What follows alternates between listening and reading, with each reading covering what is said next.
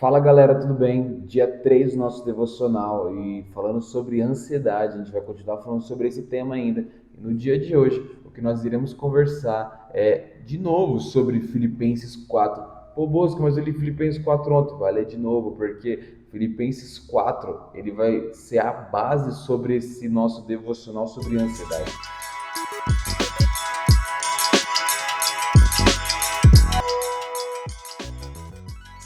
Paulo ele pega todas as partes de ansiedade, ele coloca nisso daqui e nos dá a solução perfeita. Ele apresenta que a gente não pode ser ansioso, mas ele dá a solução ideal para vencer a ansiedade. Filipenses 4:6, a Bíblia fala assim: não estejais inquietos por coisa alguma. Outras versões vão estar falando assim: não andeis ansiosos por coisa alguma. Ele vai continuar: as vossas petições sejam tudo conhecidas diante de Deus pela oração, súplica, com ação de graça. Busco, como assim? Ele está falando assim, cara, você não pode ser ansioso. Cara, você não pode ficar pensando no amanhã. Você não pode ficar pensando em algo que ainda nem aconteceu. Você vai ter que vencer isso na sua vida. Aí os caras devem ter falado, tá, beleza, mas e aí? O que eu faço? E aí Paulo vira e fala assim, beleza, você vai ter que apresentar ao Senhor orações de súplica, orações de graça e orações no altar.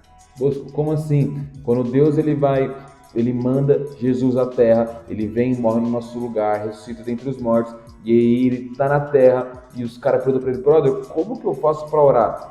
Ele fala, você quer saber como é que ora? Você quer saber como que faz uma oração? Seguinte, vem cá todo mundo, Pai Nosso que estás nos céus. Quando Jesus, ele fala, Pai Nosso que estás nos céus, ele está no meio dos fariseus, ele está no meio dos mestres da lei, e ele fala assim, cara, Paizinho, Pai Nosso que estás nos céus. Os caras antes para falar com Jesus, eles falavam, para falar com Deus, eles falavam assim, Elohim, Adonai, eles usavam nomes clamorosos, nomes tudo eloquente, mas Jesus quando ele desce para a terra, ele fala assim, cara, é o seguinte, Paizinho, Pai Nosso que estás nos céus.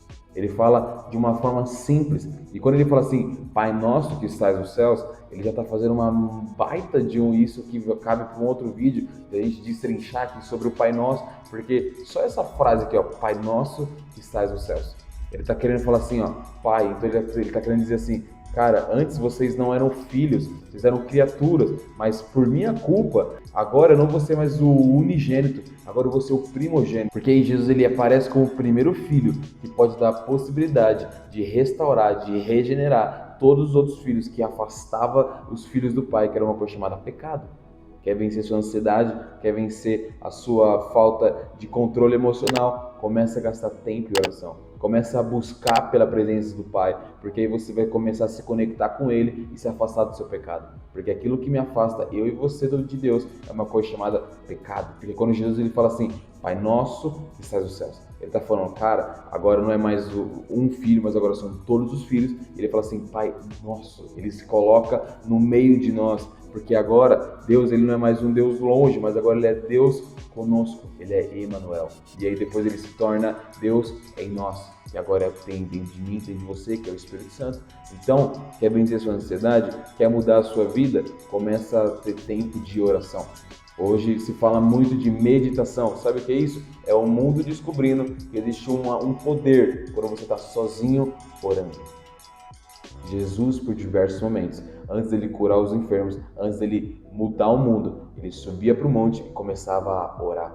Adolescente, quer vencer a sua vida, quer mudar o destino da sua vida, começa a ter tempo de oração. Porque quando você tem tempo de oração, você começa a ter ligação direta entre você e os céus. É isso aí, até amanhã, a gente se vê no próximo vídeo. Valeu!